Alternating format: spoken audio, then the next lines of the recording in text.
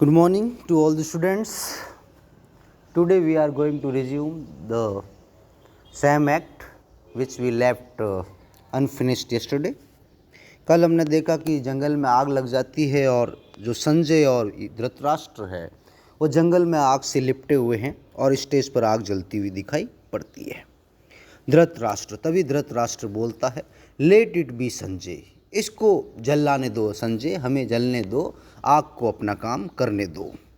You shall not be able to save me today. जब संजय धृतराष्ट्र को बचाने की कोशिश करता है तो धृतराष्ट्र संजय से कहता है कि मुझे बचाने की कोशिश मत करो, आज तुम मुझे नहीं बचा पाओगे।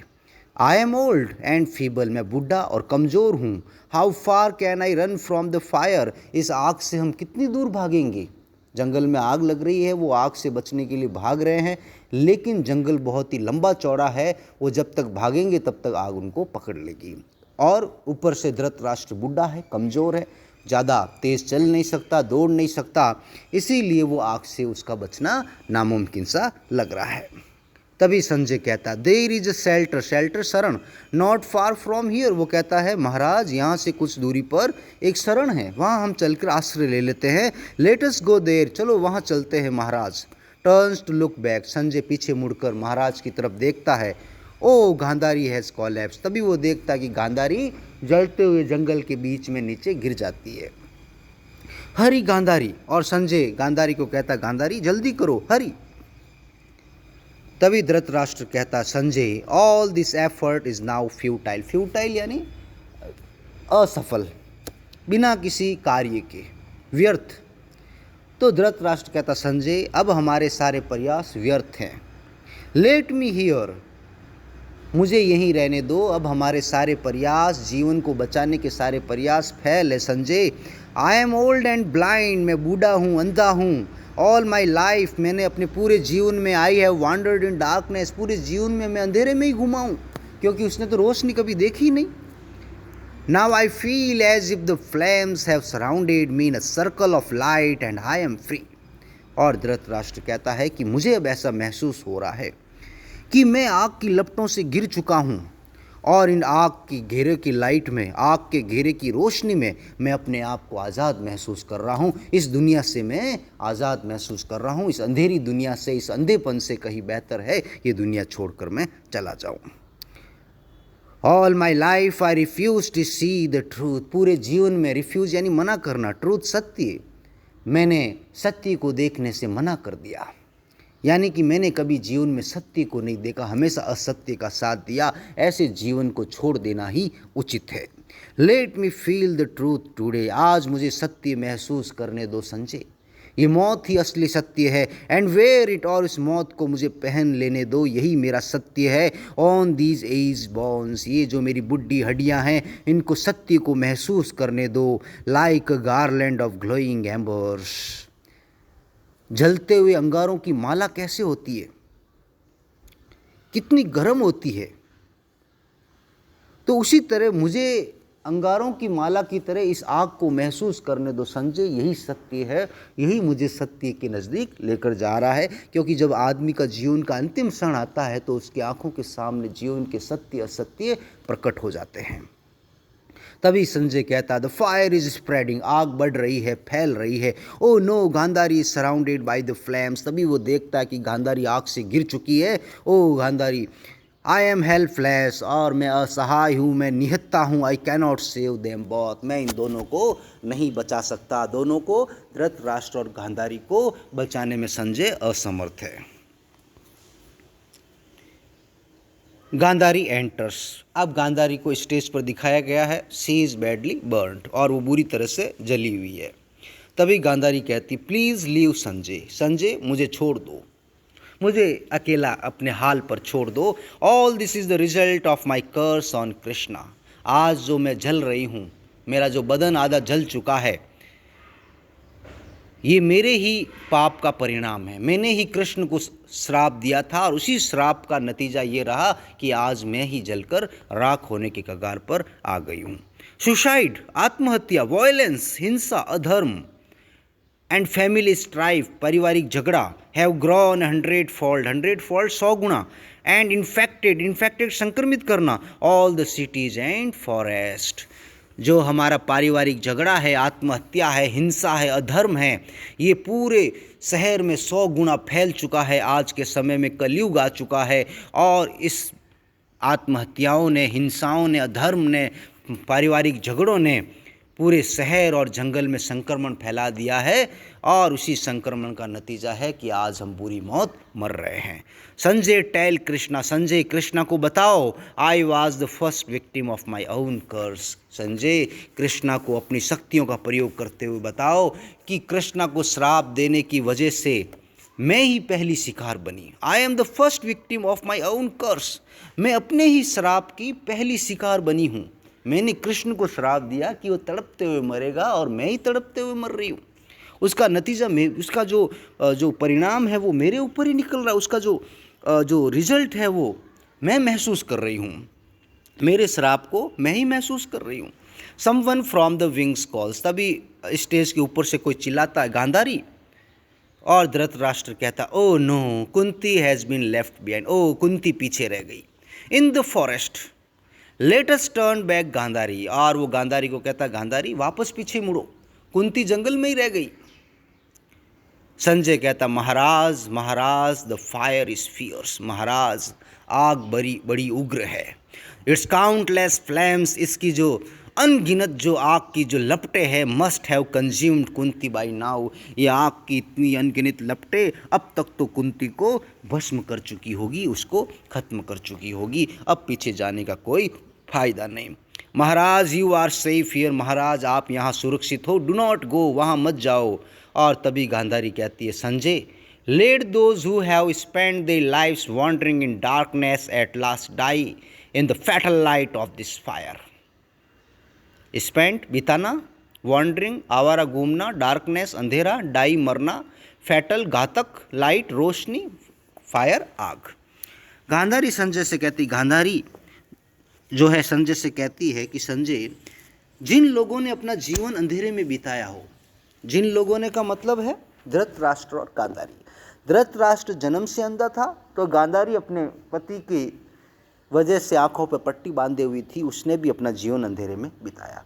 तो वो कह रहे हैं कि आज जो है हम दोनों लोगों ने जो अपना पूरा जीवन अंधेरे में बिताया है, इस उग्र रोशनी में हमें जल जाने दो। आज हमें इस रोशनी को महसूस करने दो। ये जो घातक रोशनी है, इस आग में हमें जल जाने दो। कम से कम मरते समय ही सही थोड़ी रोशनी तो महसूस करेंगे। She takes Dhritarashtra by the hand. Gandhari Dhritarashtra को हाथ से पकड़ती है and turns to walk towards the burning forest. और जलते हुए जंगल की तरफ चलने लगते हैं। अब उस जंगल से बच नहीं रहे हैं, खुद ही जलने के लिए जंगल की तरफ जा रहे हैं। Sanjay watches them helplessly. और संजय असहाय रूप से उन दोनों को आग की तरफ जाते हुए देख रहा है। और संजय कहता है, ओ नो, नहीं, a banyan tree in a blaze of fire. Blaze होती है ना, लपटे। बनियन ट्री, बरगद का पेड़, has fallen on them. Oh, एक जलता हुआ बरगद का पेड़ उनके ऊपर गिर गया। किनके ऊपर? धृतराष्ट्र और गांधारी के ऊपर। Now I am the only one left alive. अब मैं ही अकेला जिंदा रह गया, कौरवों की तरफ से मैं ही अकेला जीवित रह गया। बाकी संजय, बाकी जो गांधारी है, धृतराष्ट्र है, सब जलकर राख हो गए। I am alone, utterly alone. मैं अकेला हूँ, बिल्कुल अकेला हूँ। My life is meaningless. मेरा जो जीवन है वो अर्थविहीन है। Why am I alive. मैं क्यों जीवित हूँ? Why should I continue to live. और मुझे क्यों जीवित रहना चाहिए? अब मुझे जीवित रहने का कोई हक नहीं है। अ burning branch of a tree falls on his foot. तभी एक पेड़ की जलती हुई शाखा संजय के पैर पर गिर जाती है, फुट पर। इन एगोनी, और दुख में, ही क्लचेज हिज फुट। और बड़ी पीड़ा के अंदर वो अपने पाँव को पकड़ता है। एंड सिट डाउन, नीचे बैठ जाता है। कर्टन फॉल्स, और पर्दे नीचे गिर जाते हैं। कहने का पर्दे गिरने का मतलब अब स्टेज के ऊपर संजय दिखना बंद हो जाता है और अब कोरस आ जाता है। आपको पता है जब भी कोई मेन चीज़ कहनी हो तो कोरस आता है। और कोरस क्या कहता है? समूह गीत क्या कहता है? Thus the reign of Pandava kingdom came to an end. तो इस तरह से पांडवों का जो राज्य है, जो क्या राज है, वो अंत की ओर आ गया। पांडवों का साम्राज्य खत्म हो गया। Day by day Yudhishthira grew increasingly dejected, निराश। दिनों दिन, दिन ब दिन युधिष्ठिर निराश होता जा रहा है, उदास होता जा रहा है। Slowly he lost faith in everything, faith यानी विश्वास, धीरे धीरे वो हर चीज़ में विश्वास खो रहा है। होप इन एवरीथिंग, हर चीज़ में वो आशा खो रहा है, हर चीज़ के प्रति वो निराश हो रहा है। And in the ever increasing darkness, और अंधेरा बढ़ता ही जा रहा है। Understood that his victory in war was hollow, hollow यानी खोखली, विक्ट्री विजय, वॉर युद्ध। और इस बढ़ते हुए अंधेरे में, इस कलयुग में इसको धर्मराज को, जिस युधिष्ठिर को ये समझ में आ गया कि उसकी जो युद्ध में जो जीत थी वो केवल खोखली मात्र थी, उसका कोई उद्देश्य नहीं था, उसका कोई मतलब नहीं था, केवल लोगों की मौत हुई और कुछ नहीं मिला। जो असत्य के ऊपर सत्य की जीत का जो उन्होंने डंका बजाया था वो झूठा साबित हुआ, क्योंकि जिस तरह से कौरव असत्य के प्रतीक थे, पांडव भी उनसे बिल्कुल कम नहीं थे। उन्होंने अपने साम्राज्य को अच्छे ढंग से चला नहीं पाए और पूरे शहर में, पूरे अपने साम्राज्य में कलयुग को लेकर आ गए। द टू गार्ड्स एंटर, अब दोनों गार्ड्स आते हैं। Yudhishthira's crown is stuck on the spear of one of the guards, और उसमें से एक गार्ड के भाले के ऊपर युधिष्ठिर का जो ताज है वो अटका हुआ है। यानी कि ताज युधिष्ठिर के सर पर नहीं है, वो उस गार्ड के, पहरेदार के भाले के ऊपर लटका हुआ है। और गार्ड फर्स्ट क्या कहता है, this is the crown of the mighty king, ये मजबूत, एक बहादुर, एक ताकतवर राजा का ताज है। और गार्ड टू कहता वेयर इट, तो पहनो इसको। ही पुट इट असाइड, और वो इसको अलग रख देता है। गार्ड फर्स्ट कहता when he so science of evil in the city of Hastinapur, जब उसने हस्तिनापुर में शैतानी ताकतों का प्रवेश देखा, तभी गार्ड टू कहता क्विक, जल्दी करो, महाराज Yudhishthira is coming this way, महाराज युधिष्ठिर इस ओर आ रहे हैं। युधिष्ठिर एंड विदुर एंटर, तभी युधिष्ठिर और विदुर प्रवेश करते हैं। यानी कि वो महाराज का क्राउन ले लेते हैं, और महाराज, जब महाराज के आने का पता चलते हैं तो वो क्राउन को सही रखने की कोशिश करते हैं। और अब विदुर युधिष्ठिर स्टेज पर आते हैं, और विदुर कहता these are signs of evil, ये शैतानी ताकतों का अपशकुन की निशानी है। दे कैरी द प्रोफेसी, और ये जो आज जो सिंबल, आज जो ये प्रकृति के अंदर जो इशारे कर रही है प्रकृति, ये बड़े अपशकुन का इशारा कर रही है। Yudhishthir of Krishna's death I know, तभी युधिष्ठिर कहता अच्छा कृष्णा की मौत हो गई, आई नो, मैं जानता हूँ। Messengers from all over have brought me news, हमारे सारे खबरी मुझे ये न्यूज़ लाकर दी है ऑफ इंक्रीजिंग स्ट्राइफ, झगड़ा अमिट्स द यादवा क्लैन, क्योंकि कृष्ण यादव था, अपने जैसे यादव है ना, ये लालू प्रसाद यादव, मुलायम यादव, उसी तरह वो भी एक यादव थे। तो युधिष्ठिर जो था वो कहता है कि मुझे अपने खबरियों से एक खबर मिली है कि यादव वंश के अंदर आपस में भाइयों के मध्य झगड़ा बढ़ गया है। Vidur send Arjun at once to Dwarkapuri, तभी विदुर कहता है अर्जुन को द्वारकापुरी भेजो जल्दी, एट वंस, तुरंत। Yudhishthira Vidur what shall I do, Vidur मैं क्या करूं। Dhritarashtra, Gandhari and Kunti were burn to ash, ash राख, इन डेड टेरिबल फायर, भयानक आग। धृतराष्ट्र, गांधारी और कुंती उस जंगल की भयानक आग में जलकर राख हो गए। Yuyutsu's wounds, wounds gave reopened when he perform the last rites, और जब हमने युत्सु की जो अंतिम संस्कार किया तो युत्सु के जो घाव थे वो पुण्य खुल गए, मतलब जो उसके तलवारों से घाव थे वो वापस खुल गए। He has finally succeeded in committing suicide, और युत्सु ने अंत में आत्महत्या कर ली। I could not save his life, और मैं युत्सु का जीवन नहीं बचा पाया विदुर, मैं अपने ही साम्राज्य के एक एक लोगों को मरते हुए देख रहा हूँ, और मेरे भाई भीमा वगैरह दूसरे लोगों का मजाक उड़ा रहे हैं। ये कैसा राज्य में चला रहा हूँ, मूर्खों का राजा बनकर रह गया हूँ। Have I alone been condemned to witness lord Krishna's death, क्या मैं अकेला ही जीवित रह गया हूँ जो कृष्ण की मौत का साक्षी रहूँगा, गवाह रहूँगा। नो नो, नहीं नहीं, लेट मी गो, मुझे जाने दो। Let my body slowly decay, मेरे शरीर को धीरे धीरे नष्ट हो जाने दो। On some Himalayan slope, Himalayan slope, slope ढाल, कहता काश मैं हिमालय के ढाल से नीचे गिर जाऊं और धीरे धीरे मेरी बॉडी नष्ट हो जाए। विदुर मैं ऐसा चाहता हूं कि इस दुनिया को मैं छोड़ दूं। तभी विदुर कहता महाराज that too would be suicide, महाराज ये भी तो आत्महत्या ही होगी। आप हिमालय की ढाल के ऊपर जाकर नीचे गिरोगे कि आत्महत्या नहीं है ये? और आपको पहले ही पता है कि अपने रिश्तेदारों को मारने वाला, माँ को मारने वाला, अपने बच्चों को मारने वाला भी मोक्ष प्राप्त कर लेता है, लेकिन जो व्यक्ति आत्महत्या करता है वो जीवन में कभी मोक्ष प्राप्त नहीं करता है। उसकी आत्मा हमेशा भटकी हुई आत्मा के रूप में, उसकी आत्मा हमेशा भटकती रहती है। Even the height of those sloths will not redeem such a sinful and cowardly act। महाराज, ये हिमालय की ढाल भी आपकी आत्महत्या के रूप में जो पाप कर रहे हो, जो कायरतापूर्वक काम कर रहे हो, उसको स्वीकार नहीं करेगा। For to seek a slow death on some Himalayan peak would still be suicide। क्योंकि हिमालय की पीक पर, ढाल पर जाकर भूखे प्यासे बैठकर मरना भी एक तरह से आत्महत्या। आप चाहते हो कि हिमालय के ऊपर जाकर आप बैठ जाओ, कुछ खाओ नहीं, पियो नहीं और धीरे धीरे आप मर जाओ, तो क्या ये सुसाइड, आत्महत्या नहीं होगी? महाराज, ये भी आत्महत्या होगी और उसकी वजह से आपको पाप लगेगा और आपकी आत्मा भटकती रहेगी। तभी युधिष्ठिर कहता है then and what is victory then, फिर इस विजय का मतलब क्या? Is that not also long and slow act of suicide? क्या ये विजय भी एक लंबी और धीरे धीरे आत्महत्या नहीं थी? क्योंकि सारी मौतों का कारण, आत्महत्या का कारण, इस कलयुग का कारण तो ये महाभारत का युद्ध ही था। इस युद्ध को शुरू करने वाले थे, इस युद्ध को भड़काने वाले थे। No there is no other path left open to me. Vidur, आज मेरे सामने कोई रास्ता खुला हुआ नहीं है, केवल मौत के अलावा सारे रास्ते बंद हैं। दे लीव एज दे टॉक, और बातें करते करते वो स्टेज से चले जाते हैं। The old guards come forward, और दोनों पुराने गार्ड्स वापस आगे आते हैं। और पहला गार्ड कहता है every day there is a new omen of evil times to come. हर रोज़ कोई ना कोई अपशकुन दिखने को मिलता है, हर रोज़ कोई अपशकुन दिखता है जो हमें ये संदेशा देता है कि बुरा समय आने वाला है। तभी गार्ड 2 कहता है yesterday it rain rocks and stones, कल आकाश से पत्थरों की और चट्टानों की बारिश हुई।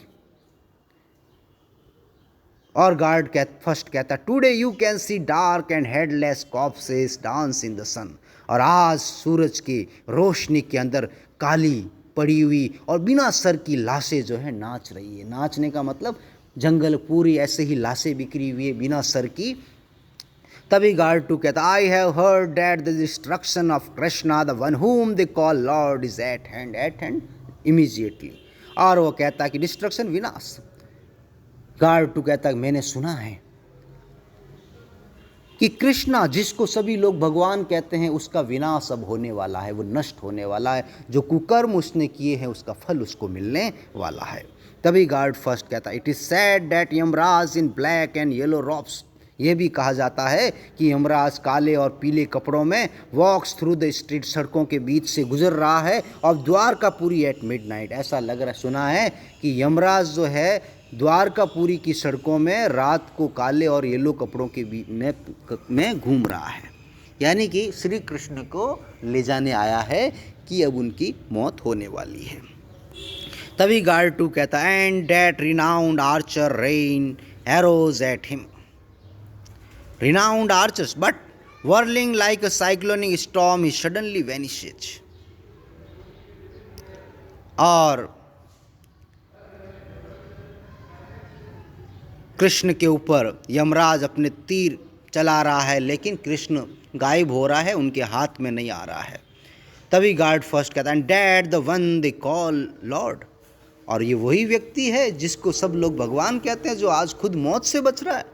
क्या कृष्ण जो खुद मौत से बचने की कोशिश कर रहा है, क्या इसको भगवान माना लोगों ने? The one who was suppose to bear the burden of the well being on his shoulder, जिस भगवान को मानव जाति के दुख दर्द को सहन करने वाला बताया था, आज वही मौत को बचने की कोशिश कर रहा है। तभी गार्ड फर्स्ट कहता shall soon abandon them here on earth without a path without a goal.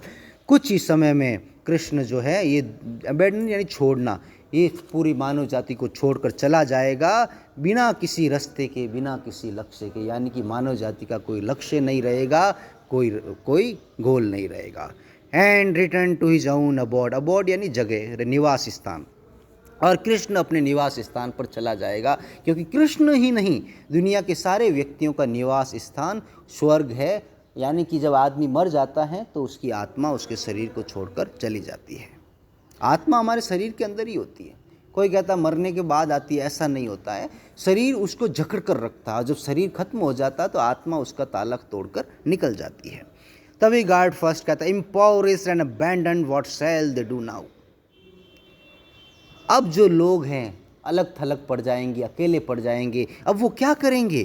Compare to them the two of us are better off. तभी गार्ड 2 कहता है उन लोगों की तुलना में हम दोनों बहुत अच्छे हैं। हमने ना किसी का खून किया है, ना युद्ध में भाग लिया, ना पाप किया है, हमारा जीवन अच्छा है। गार्ड फर्स्ट कहता we have not faced grief. हमने जीवन में कोई दुख महसूस नहीं किया। गार्ड 2 नॉर इंजर्ड पेन, ना कोई दुख दर्द को सहन किया है। गार्ड फर्स्ट कहता वी आर नाउ, लेकिन अब हम। गार्ड 2 कहते एज वी ऑलवेज वर, हम आज भी वैसे ही हैं जैसे पहले थे। पहले भी हम इस कौरवों के साम्राज्य की रखवाली कर रहे थे और आज भी हम रखवाली कर रहे हैं, और जब तक हमारी अंतिम सांस से हम रखवाली करते रहेंगे। लेकिन हम कौरवों, पांडव और कृष्ण की तरह बुरी मौत नहीं मरेंगे। इन लोगों ने अपने निजी स्वार्थों के लिए युद्ध लड़ा और पूरे शहर का विनाश कर दिया। ऐसे विनाश के हम साक्षी रहे हैं, लेकिन हम कभी ऐसे विनाश के भागीदार नहीं रहे, ना कभी रहेंगे। इतने सुकून, इसी चीज़ के साथ उन दोनों पहरेदारों को सुकून मिलता है, शांति मिलती है। तो स्टूडेंट्स, जीवन में सुख और शांति युद्ध, लड़ाई झगड़े में नहीं है, बल्कि शांति से अपने जीवन को आगे बढ़ाने में होता है। अपने जीवन, लड़ाई झगड़ा करने वालों को 2 मिनट के लिए अच्छे लगते हैं, लेकिन वो आदमी का जीवन बर्बाद कर देते हैं। तो हमें अच्छे ढंग से, सुख से, शांति से अपना जीवन व्यतीत करना चाहिए। जैसे दोनों पहरेदार कैसे रखवाली कर रहे हैं, हमें भी अपने जीवन की ऐसे ही रखवाली करनी चाहिए। इसी के साथ आज 5वां एक्ट ख़त्म हुआ है। I hope you understood each and every act very well. अब एक एपिलॉग बाकी रहा हुआ है, वो भी हम पूरा करवाएंगे, उसके बाद ये प्ले पूरा हो जाएगा। And it's my aim to help you understand each and every content of this play, so that you can gain maximum marks and understand and assimilate all the things taught to you very cleverly, beautifully. I hope you understood it, and yet you find any kind of problem, you may contact me. Thank you very much.